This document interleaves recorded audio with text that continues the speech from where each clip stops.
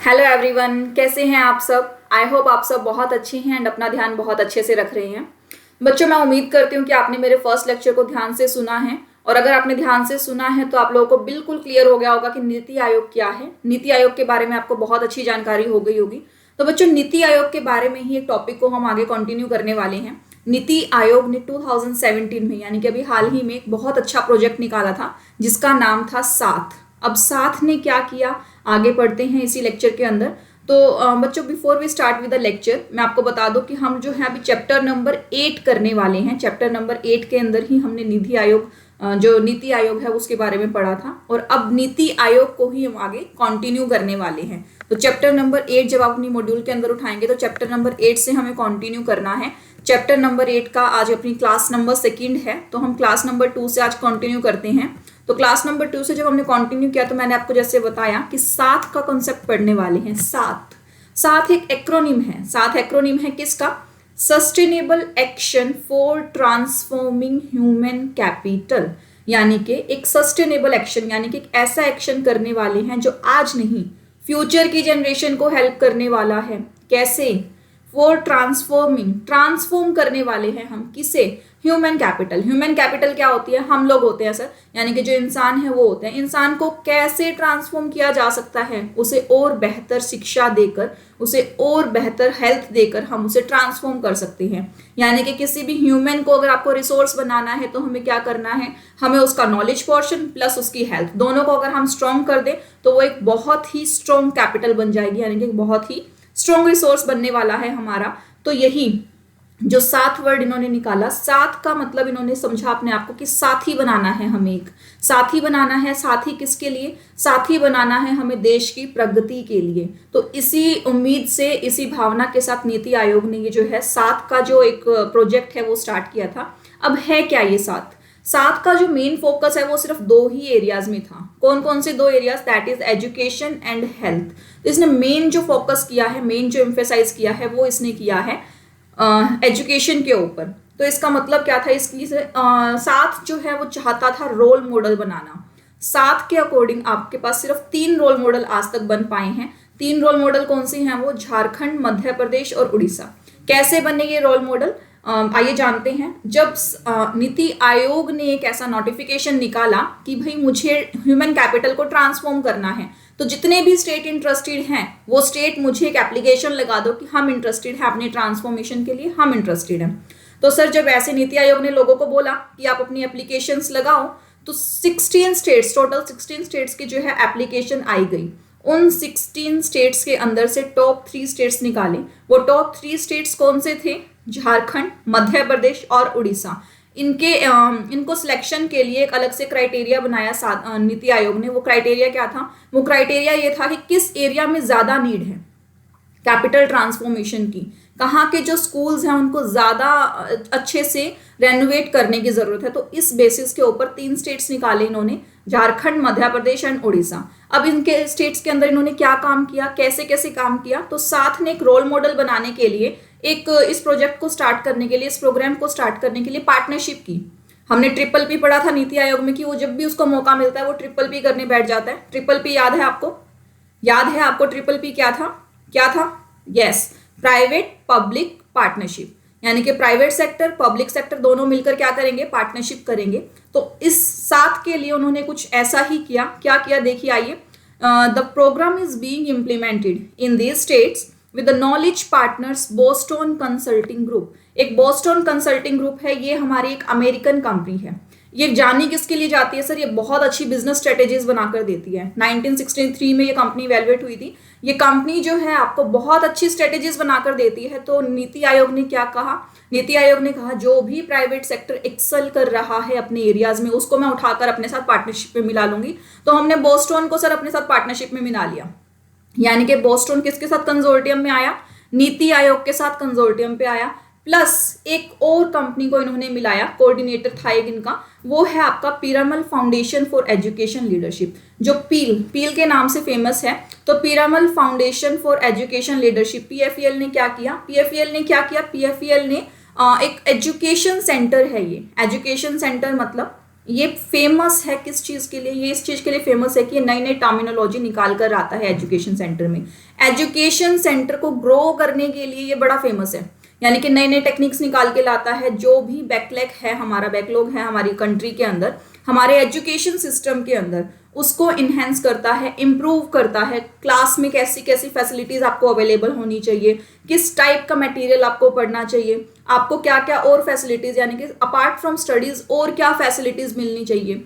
जैसे कि अगर हम आप लोग जानते हो कि जो सरकारी स्कूल थे वहां पर मिड डे मील का जो है प्रोविजंस था, तो मिड डे मील के अंदर खाने की क्वालिटी क्या होनी चाहिए, यानी कि बच्चों की हेल्थ प्लस बच्चों की एजुकेशन दोनों को ही इम्प्रूव करने के लिए बड़ा फेमस है PFEL। तो नीति आयोग ने क्या किया, बोस्टन मिला लिया, PFEL बना लिया और साथ में 3 स्टेट्स उठा लिए जिसको ये रोल मॉडल बनाना चाहता था। यानी कि 3 रोल मॉडल बनाने का काम किसने उठाया, साथ एक प्रोग्राम है जो उसके जिम्मे लगा दिया, और साथ की पूरी बागडोर किनके हाथ में, इन 3 लोगों के हाथ में। कौन कौन थे, नीति आयोग, PFEL और BCG। BCG मतलब बोस्टन कंसल्टिंग ग्रुप, बोलो मेरे साथ, बोस्टन कंसल्टिंग ग्रुप। PFEL का मतलब क्या है, Piramal foundation for education leadership. ठीक है सर, इन लोगों के साथ मिलकर इन लोगों ने क्या बनाया, नीति आयोग ने क्या बनाया, एक कंजोर्टियम बना लिया, एक ग्रुप बना लिया। अगर सिंपल भाषा में बोलो तो पार्टनरशिप बना ली। जिसके बाद इन्होंने क्या करना स्टार्ट किया, इन्होंने रिफॉर्मेशन करना स्टार्ट किया। ठीक है सर, इन्होंने क्या बोला, BCG और पिरामल फाउंडेशन क्या बन गए यहाँ पे अब आपके नॉलेज पार्टनर। थिंक टैंक के अंदर याद है क्या पढ़ा था हमने, नीति आयोग एक थिंक टैंक कैसे था, क्योंकि ये हर एक सोच को एक टैंक में डाल देता था, यानी कि जितनी भी नई थिंकिंग मिलती थी उसको ग्रैब करता था। तो BCG और PFEL से इसे नई थिंकिंग मिली तो इसने उसको अपने नॉलेज पार्टनर बना लिए ताकि इसको इस प्रोजेक्ट में हेल्प मिल सके, डिफरेंट डिफरेंट डाटा मिल सके, डिफरेंट डिफरेंट आइडियाज मिलेंगे तो डिफरेंटली इंप्लीमेंट भी करेगा। जब डिफरेंटली इंप्लीमेंट करेगा तो क्या होगा, क्या होगा, तो नई नई क्रिएटिविटी निकल कर आने वाली है। क्लियर है सर, बोस्टन कंसल्टिंग ग्रुप क्या है और PFEL क्या है, इन्होंने मिलकर क्या करने की कोशिश की। ठीक है, तो जब इसका डाटा हम चेक करते हैं इम्प्लीमेंटेशंस के बाद तो देखते हैं क्या बोला इसने। तो इसने इसके बाद बोला कि जो प्रोजेक्ट है वो 30 महीनों में हम खत्म कर देंगे, यानी कि 2017 से स्टार्ट हुआ था और मोटा मोटी इसने 2020 के अंदर पूरा प्रोजेक्ट खत्म कर दिया। ठीक है, यानी कि इसने जो अपना फर्स्ट 2 फेजेस थे प्रोजेक्ट के वो तो उस टाइम तक लास्ट ईयर तक कंप्लीट भी कर दिए थे 2019 तक, और जो बाकी बचा था वो 2020 के अंदर खत्म होने वाला था। तो 2020 के अंदर ये प्रोजेक्ट इनका खत्म हो चुका है। इस प्रोजेक्ट के लिए इन्होंने किया क्या सर, इन्होंने किया झारखंड गए, मध्य प्रदेश गए, उड़ीसा गए, गली गली घूमे, खाक छानी सबकी, और उसके बाद क्या किया, उसके बाद ऐसे स्कूल चुन चुन कर लाए जिनका एनरोलमेंट बड़ा कम था। एनरोलमेंट कम था मतलब जिसमें 10, 20, 15 बच्चे पढ़ रहे हैं सिर्फ, लेकिन वो एक स्कूल बनाकर बैठा है, यानी कि वो बहुत सारे रिसोर्सेज वेस्ट कर रहा है। सिर्फ एक 15 बच्चों के स्कूल के अंदर आप बैठे हो और उसको स्कूल का क्राइटेरिया दे रहे हो, पूरा का पूरा एरिया घेर कर बैठे हो। तो ऐसी संस्थाओं को बंद करके नीति आयोग ने क्या किया, नीति आयोग ने उनके लिए एक बड़ा स्कूल यानी कि मर्जर कर दिया सब उन छोटे स्कूलों का। मर्जर का मतलब समझते हैं, मर्जर का मतलब होता है 2 स्कूलों को मिलाकर एक बड़ा स्कूल इन्होंने बना दिया। तो इस तरह से जब इन्होंने सर्चिंग करी तो कितने स्कूल निकले इनको, ऑलमोस्ट 40,000 ऐसे स्कूल निकले जिनका कि आपस में मर्जर किया गया नीति आयोग के स्कीम के अंडर। जब इसका मर्जर किया गया तो देखा कि हम लोगों ने कितने स्कूल मध्य प्रदेश से निकाले, 35,996 हमने मध्य प्रदेश से निकाले, 4,312 हमने निकाले झारखंड से, 1,803 हमने निकाले ओडिशा से। तो इतने स्कूल्स निकाल के हमने क्या किया, उनको आपस में मर्ज कर दिया। अब मर्ज कर दिया यानी कि जब छोटे छोटे रिसोर्सेज को मर्ज करके आपने कुछ बड़ा बना दिया तो उस बड़े से कुछ बेनिफिट होता है, होता है, बिल्कुल होता है। यानी कि अगर आप देखो कि जितने रिसोर्सेज वहाँ वेस्ट हो रहे थे, जब वो बड़ा स्कूल बन चुका है, यानी कि बड़ा स्कूल जब बन गया तो वो सारे रिसोर्सेज अब क्या है, वो प्रॉपरली यूटिलाइज होंगे। 15 बच्चों के अंदर जो क्वालिटी आ रही थी, यानी कि 15 ही बच्चे पढ़ रहे थे वहाँ पे, हो सकता है किसी का पढ़ाने का ही मन ना कर रहा हो। अब वो जब प्रॉपरली एक मैनेज स्कूल बन चुका है, जब वो प्रॉपरली एक मैनेज स्कूल बन चुका है तो उसके अंदर हर एक चीज़ जो है ऑर्गेनाइज तरीके से हो रही है, यानी कि हर एक ऑर्गेनाइज तरीके से हो रहा है। रिसोर्सेज का क्या हो रहा है, प्रॉपर यूटिलाइजेशन हो रहा है, प्रॉपर क्वालिटी की उनको एजुकेशंस मिल रही हैं, प्रॉपर क्वालिटी का उनको खाना मिल रहा है, सब कुछ मिल रहा है। जब एक उसको हाईली रिसोर्स बना दिया गया, यानी कि मर्ज करके उसकी जो कैपेबिलिटीज को बढ़ा दिया गया, तो उसके अंदर जो टीचर्स होंगे, यानी कि जो टीचर्स अपॉइंटेड होंगे, उनकी क्वालिटी भी हाई होगी। जब टीचर्स की क्वालिटी हाई होगी तभी तो स्टूडेंट्स की क्वालिटी हाई होगी ना। यानी कि आप जो पढ़ रहे हो वो मटेरियल भी तो हाई क्वालिटी का होना चाहिए। आप बहुत ब्रिलियंट है सर, लेकिन आपको जो पढ़ा रहा है शायद वो ब्रिलियंट नहीं है। जब वो ब्रिलियंट नहीं है तो आपके माइंड में और ब्रिलियंट चीजें कैसे आएंगी? उन चीजों को लाने के लिए जरूरी था, क्या जरूरी था? जरूरी था ये रिफॉर्म आना, यानी कि इनकी काया पलट करना जरूरी था। अब उनको एक बहुत ही अच्छे लेवल पर स्टार्ट किया गया। लास्ट 2015 के बाद से गवर्नमेंट जो है बड़ी कोशिश भी कर रही है, सेंट्रलाइजेशन ऑफ डाटा के अंदर बड़ी कोशिश की है इसने। जितने भी ये जो गवर्नमेंट इंस्टीट्यूशंस थे उनको बड़ा सुधारा है इन्होंने, वहां पर काम करने की प्रक्रिया को सुचारू किया है।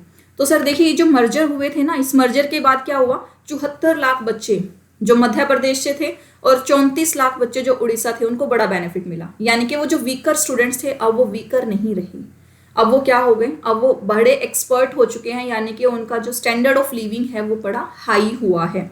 इसके अंदर एक एरिया के बच्चों का डाटा नहीं है। जो कौन से बच्चों का डाटा नहीं है, देखो मध्य प्रदेश का है, आपका उड़ीसा का है, यानी कि आपके झारखंड एरिया का डाटा इसके अंदर नहीं है, वो अवेलेबल नहीं है, शायद उसका अभी सर्वे चल रहा है। तो ये 2 एरियाज जो है हमारा उसके लिए अवेलेबल है, तो 2 एरियाज के बारे में आप पढ़ लेना, ठीक है।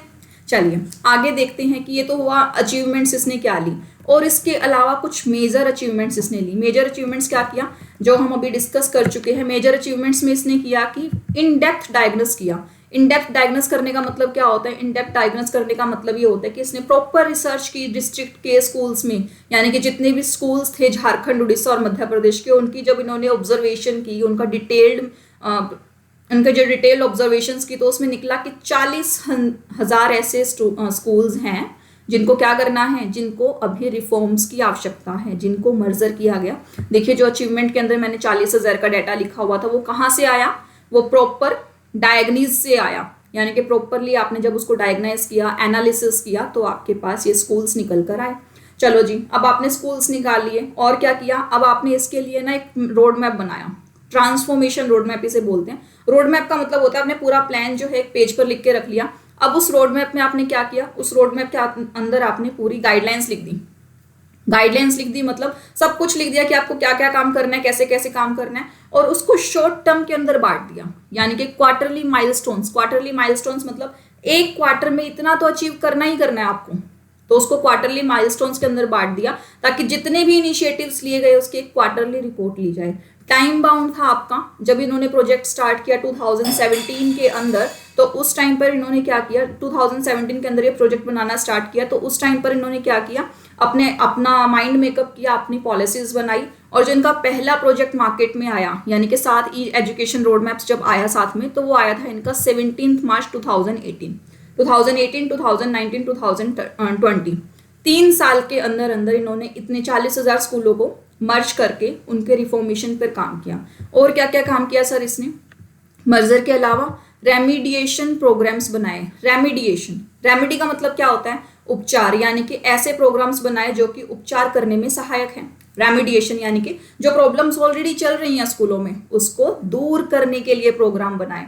और क्या देखा हमने, और देखा कि शायद टीचिंग स्टाइल मेथड शायद अच्छा ना हो, या फिर अपडेटेड टाइम के साथ हर किसी को अपडेट होना पड़ता है, तो उन्होंने ट्रेनिंग सेशंस चलाए, मॉनिटरिंग करना स्टार्ट किया। मॉनिटरिंग किसका करना स्टार्ट किया, टीचर्स के रिक्रूटमेंट का और रैशनलाइजेशन का। रिक्रूटमेंट रैशनलाइजेशन मतलब जो टीचर्स अपॉइंटेड होते हैं इन गवर्नमेंट स्कूल्स के अंदर, तो उनको देखा गया कि क्या वो सही से अपॉइंट हो रही हैं, उनका जो रिक्रूटमेंट हो रहा है क्या वो एज पर लॉ हो रहा है, अगर नहीं तो देखते हैं, अगर लेकिन एज पर लॉ हो रहा है तो वेल एंड गुड। यानी कि इन लोगों ने टीचर्स के अपॉइंटमेंट से लेकर बच्चों की स्टडी तक हर चीज को मैनेज किया, हर चीज का एक प्रॉपर ऑर्गेनिज्म बनाया, यानी कि देखा कि हर चीज जो है वो अच्छे से ही हो, समझे।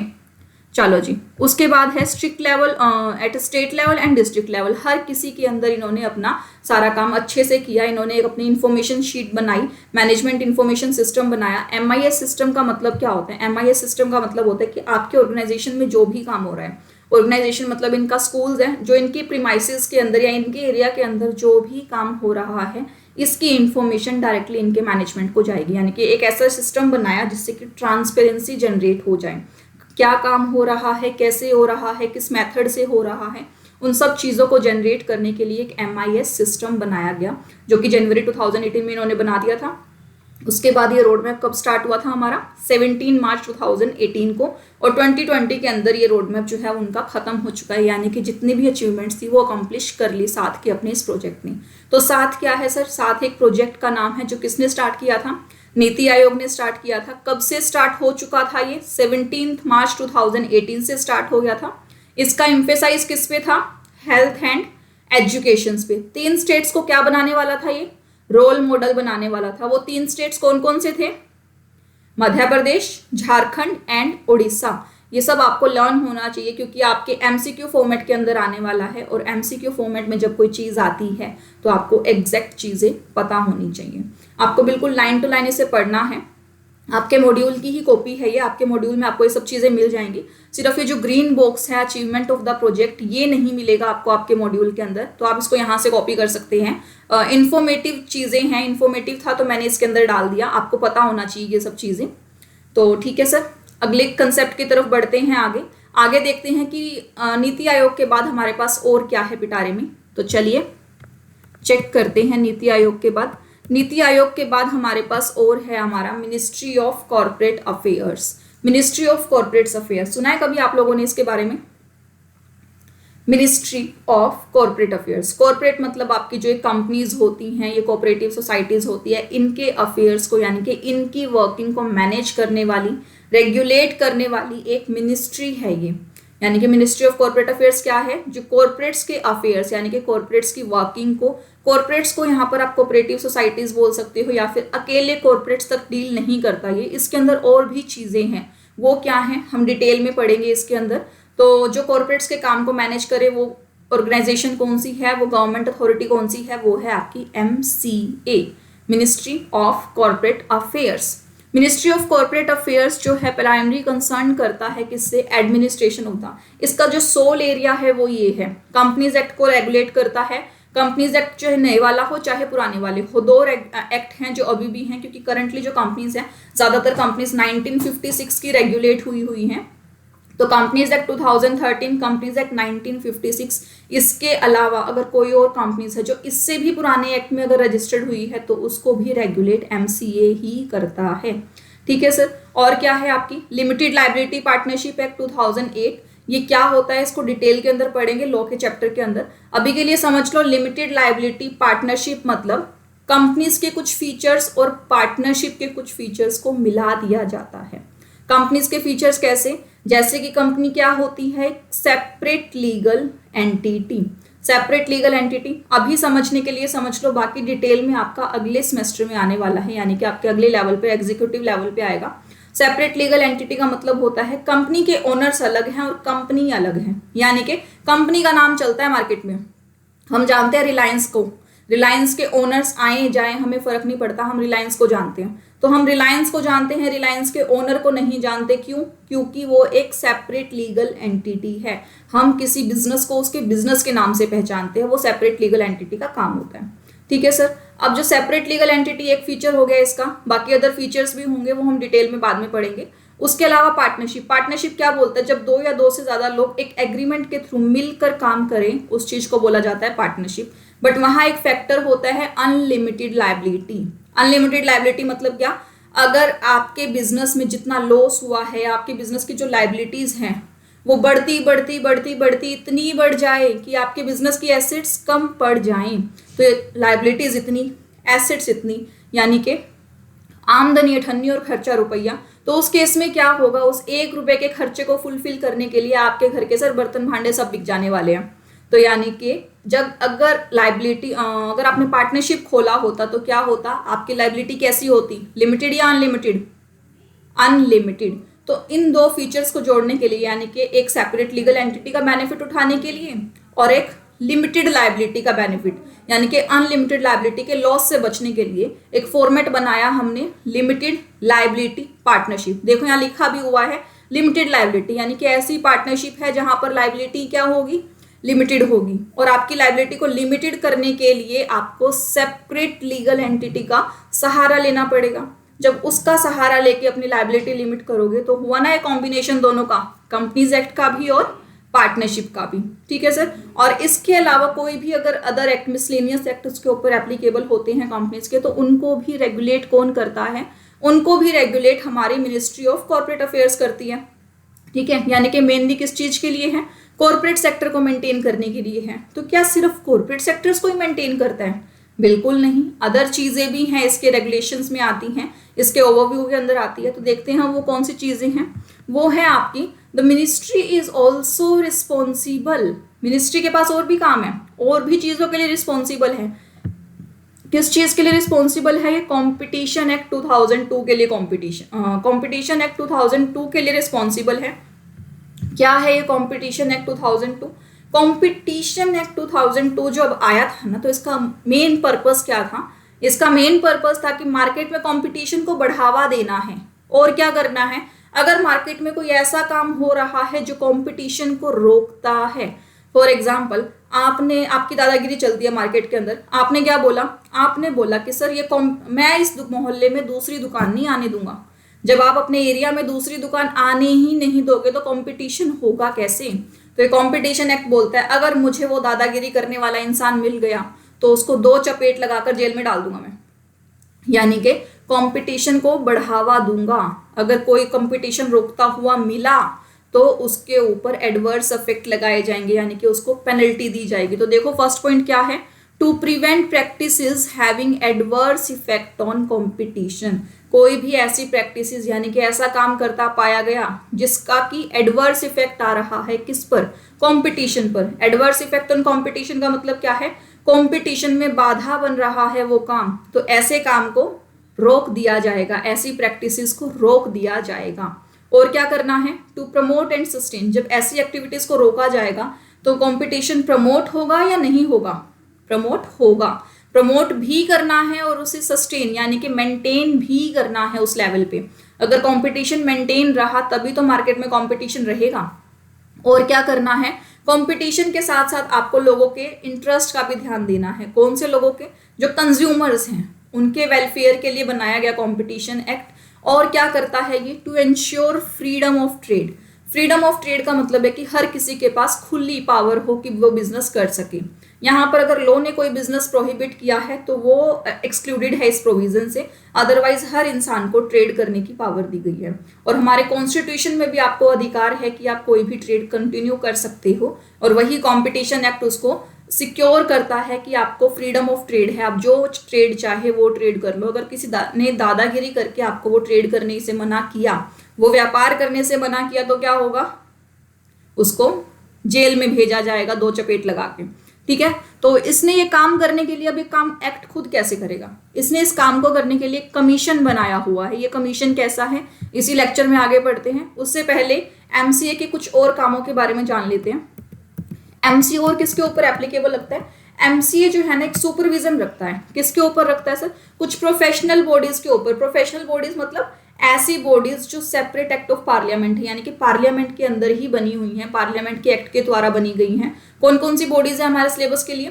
ICAI, ICSI और ICMAI, यानी कि institute of cost accountant of India, institute of company secretaries of India, institute of chartered accountants of India. ये 3 तरह के इंस्टीट्यूट्स हैं आपके। इन 3 तरह के इंस्टीट्यूट्स के ऊपर वो सुपरविजन बनाए रखता है। आप कोई भी एक्ट उठाकर देख लेना, अभी तो नहीं, कुछ टाइम के बाद आपको सिर्फ सारे एक्ट्स ही पढ़ने हैं सीएस के अंदर। तो जितने भी आप एक्ट उठाकर देखोगे ना, हर किसी के अंदर सीए या सीएस, जो भी प्रैक्टाइजिंग सीए सीएस इंक्लूड होगा किसी ट्रांजेक्शन में, इतनी भारी पेनल्टीज लगाई हुई हैं उनके ऊपर, यानी कि कहीं ना कहीं उनके ऊपर भी ये नजर बनाए हुए है, कोई काम गड़बड़ तो नहीं कर रहे, इतनी सारी पेनल्टीज बनाए हुए हैं ये। तो यानी कि हमारे ऊपर भी सुपरविजन लगा कर रखता है, ICAI पर, ICSI पर और Institute of Cost Accountants of India पर। क्लियर है?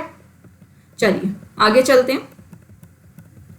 आगे क्या बोलता है कि जो ministry of government, ministry of corporate affairs है, इसके ऊपर कुछ जिम्मेदारियां और भी हैं। यानी कि जब सेंट्रल गवर्नमेंट के जो काम करने होते हैं ना, सेंट्रल गवर्नमेंट ने अपने काम खिसका के एमसीए को दे दिए कि तू ये भी कर ले। क्या कर ले इसमें? अगर सोसाइटी का रजिस्ट्रेशन करवाना है तो उसको भी तू ओवरव्यू देख ले, मतलब रिस्पॉन्सिबिलिटी ले ले। मैं ये नहीं कह रहा कि सारे काम तेरे अंडर ही कर, लेकिन वहां पर जो काम हो रहे हैं उसके ऊपर एक नजर बना कर रख कि अगर वहां पर कुछ गलती हो रही है तो कुछ ना कुछ प्रोविजंस बना। पार्टनरशिप एक्ट अगर आप देखोगे तो पार्टनरशिप एक्ट आपको एमसीए की साइट पर ही मिलेगा, यानी कि कहीं ना कहीं इन चीजों की भी रिस्पॉन्सिबिलिटी किसने, मिनिस्ट्री ऑफ कॉर्पोरेट्स ने उठाई हुई है, जो कि किसकी है, पार्टनरशिप एक्ट की। The Companies Act, donation to national funds, यानी कि जो डोनेशंस जाते हैं नेशनल फंड्स के कंपनीज द्वारा, उन चीजों को भी रेगुलेट करता है मिनिस्ट्री। और सोसाइटीज रजिस्ट्रेशन एक्ट, जितनी भी सोसाइटियां रजिस्टर होती हैं उन चीजों को भी ये रेगुलेट करता है। उन चीजों की भी रिस्पॉन्सिबिलिटी सेंट्रल गवर्नमेंट ने किसके कंधों पर सौंपी है, मिनिस्ट्री ऑफ कॉर्पोरेट अफेयर्स के कंधों पर ही सौंपी है। ठीक है, इन चीजों के डिटेल के अंदर नहीं जाएंगे क्योंकि इतना डिटेल अभी आपको नहीं पढ़ना है। इस डिटेल के लिए आपको अगले लेवल यानी कि एग्जीक्यूटिव लेवल का इंतजार करना है। ठीक है सर, उसके बाद आगे चलते हैं। ये तो हुई कुछ रिस्पॉन्सिबिलिटीज। अब इस रिस्पॉन्सिबिलिटीज को निभाने के लिए एमसीए ने अपने अंडर कुछ ऑफिसेज बनाए हैं जो कि ये सारा काम निभाते हैं। इसके एमसीए के अंडर वैसे तो बड़े सारे ऑफिसेज आते हैं, 3 मेन ऑफिस जो है हम अभी पढ़ने वाले हैं सिलेबस के अकॉर्डिंग। तो 3 मेन ऑफिसेज देखते हैं हमारा। 3 मेन ऑफिसेज के अंदर सबसे पहला ऑफिस है हमारा serious fraud investigation office. Serious fraud यानी कि ऐसे फ्रॉड इन्वेस्टिगेट करने हैं जो किस नेचर के हैं, सीरियस नेचर के हैं। पहले क्या देखा गया सर, अगर जब तक ये ऑफिस नहीं बना था कि जो नॉन बैंकिंग फाइनेंशियल कंपनीज है, यानी ऐसी कंपनीज ना तो वो बैंकिंग है, बैंक्स नहीं है, ना तो बैंक्स हैं, लेकिन काम क्या कर रहे हैं, बैंकों वाला कर रहे हैं, तो उनको बोला जाता है नॉन बैंकिंग फाइनेंशियल इंस्टीट्यूशन, यानी कि फाइनेंस से तो रिलेटेड हैं पर बैंक नहीं है। NBFI, non banking financial institutions. इन लोगों के अंदर बड़े घपले होते हैं, बड़े फ्रॉड्स आते हैं। और वैनिशिंग कंपनीज का मतलब होता है जो शेल कंपनीज बनती है, आज आई कल चली गई। प्लांटेशन कंपनीज जो हैं, यानी कि जो प्लांटेशन, जैसे टी प्लांटेशन हो गया, रबड़ प्लांटेशन हो गया, जो प्लांटेशन प्लांट्स लगाकर उससे जो बिजनेस करती है उनको प्लांटेशन कंपनीज बोला जाता है। प्लांटेशंस कंपनी हो गई, या फिर जो स्टॉक मार्केट के स्कैम हो गए, यानी कि हर एक एरिया में स्कैम भरे पड़े हैं, हर जगह धोखेबाज बैठे हैं। उन धोखेबाजों पर नजर रखने के लिए मिनिस्ट्री ऑफ कॉर्पोरेट्स ने क्या बनाया, SFIO बोले तो serious fraud investigation office. Serious fraud investigation office बनाया तो एक मल्टी डिसिप्लिनरी ऑर्गेनाइजेशन था जिसका काम क्या था, टू इन्वेस्टिगेट कॉर्पोरेट फ्रॉड्स, यानी कि कॉर्पोरेट्स के जो भी फ्रॉड्स हो रहे हैं उनको आप इन्वेस्टिगेशन करने के लिए बैठ जाओ। जब इन्वेस्टिगेशन करोगे, जो भी चीजें सामने आई वो किसको इन्फॉर्म करना है आपको, एमसीए को इन्फॉर्म करो। एमसीए अपने आप पिटीशन लगा देगा उनको, एमसीए अपने आप देख लेगा, दे नोटिस, उनका जीना हराम कर देगा एमसीए। तो आपको क्या करना है, इन्वेस्टिगेशन। चलिए, जो ये ऑर्गेनाइजेशन था हमारा, ये 1 अक्टूबर 2003 से फंक्शंस करना स्टार्ट कर चुका था, यानी कि इसका जन्म कब हुआ, 1 अक्टूबर 2003 के बाद कौन बना, SFIO, serious fraud investigation office. ठीक है, उसके बाद क्या है हमारे पास, उसके बाद एक अलग ऑर्गेनाइजेशन है जिसका नाम है कंपटीशन कमीशन ऑफ इंडिया। अभी हम पीछे बढ़कर आए थे कंपटीशन एक्ट के बारे में। क्या बताया था मैंने कंपटीशन एक्ट के बारे में, कौन से 4 काम करता है वो, एडवर्स इफेक्ट को रोकता है। कौन से एडवर्स इफेक्ट, जो कंपटीशन के ऊपर एडवर्स इफेक्ट है, ऐसी एक्टिविटीज को रोकता था। मार्केट में कॉम्पिटिशन्स को क्या करता था, बढ़ावा देता था। मार्केट में जितने भी कंज्यूमर्स हैं उनके इंटरेस्ट को क्या करता था, उनका इंटरेस्ट हनन करता था या उनके इंटरेस्ट को प्रोटेक्ट करता था, बचा कर रखता था। और to ensure freedom of trade मतलब व्यापार करने की छूट मिलती थी। ये 4 काम किसके थे sir, competition act 2002।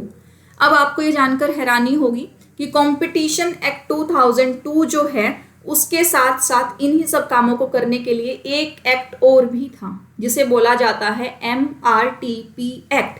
MRTP act बोले तो monopolies and restrictive trade practice act 1969 में एक एक्ट बनाया गया जिसका नाम क्या था, monopolies and restrictive trade practices. और इसका काम क्या था, काम था, देखो इसके नाम में ही छुपा हुआ है, मोनोपोलीज को रोक लगाना एंड रेस्ट्रिक्टिव ट्रेड प्रैक्टिसेस मतलब ऐसी प्रैक्टिसेस को करने से रोकना जो कि रेस्ट्रिक्टेड है, यानी कि ऑलरेडी कुछ प्रैक्टिसेस को डिफाइन कर दिया, जैसे कि दादागिरी करके दूसरे को बिजनेस करने से मना करना, ये सारे काम यहाँ पर डिफाइन कर दिए। तो जब इस काम को करने के लिए ऑलरेडी एक एक्ट था, तो कंपटीशन एक्ट बनाने की जरूरत क्या थी? हमने देखा कि ये जो एक्ट है ना एमआरटीपी, अपने नाम में कुछ ज्यादा ही खो गया है।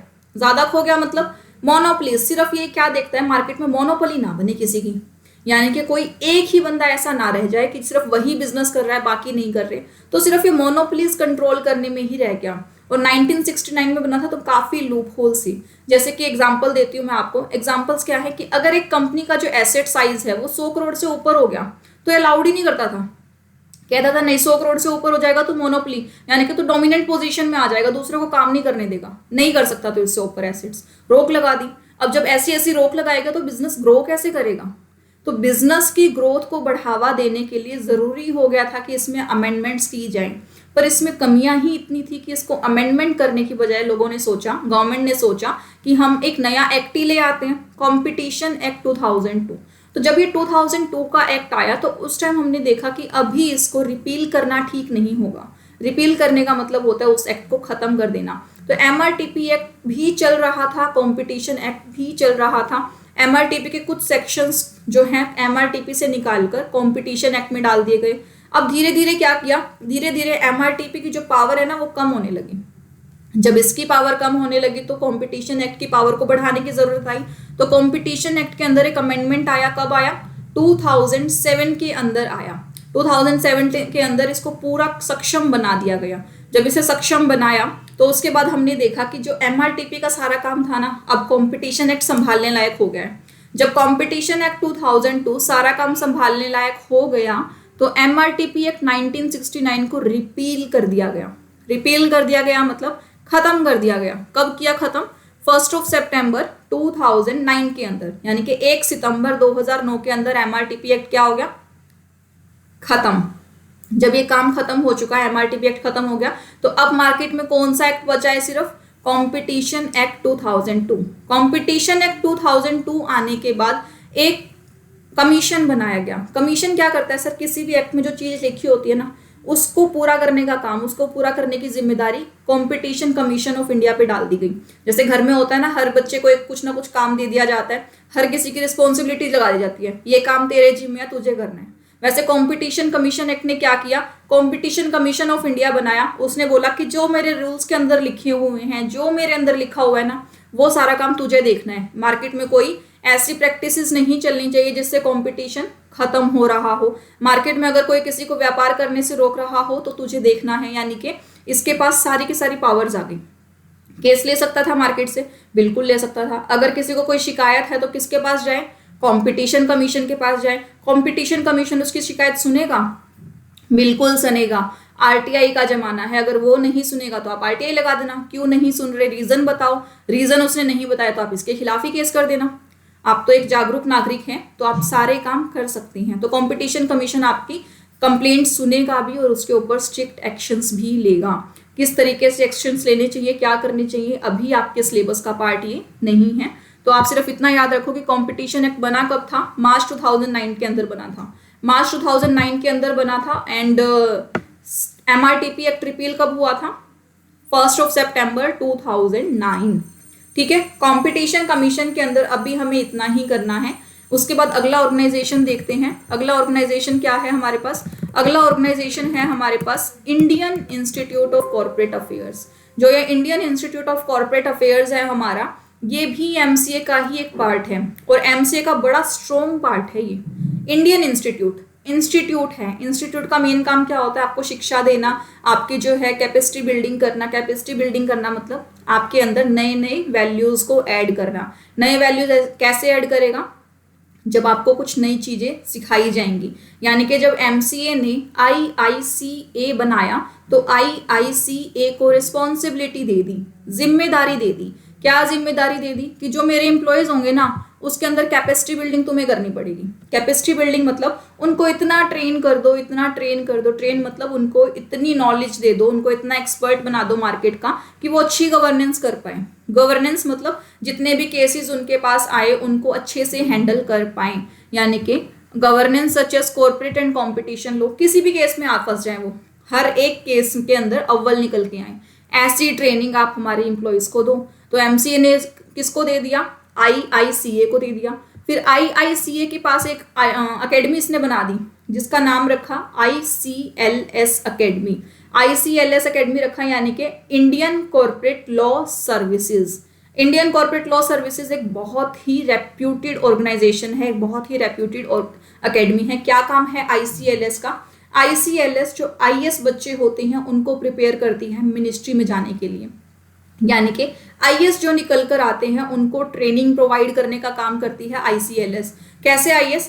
सिविल एग्जामिनेशंस के थ्रू जो UPSC करता है आपको ICLS के एग्जाम्स देने पड़ते हैं।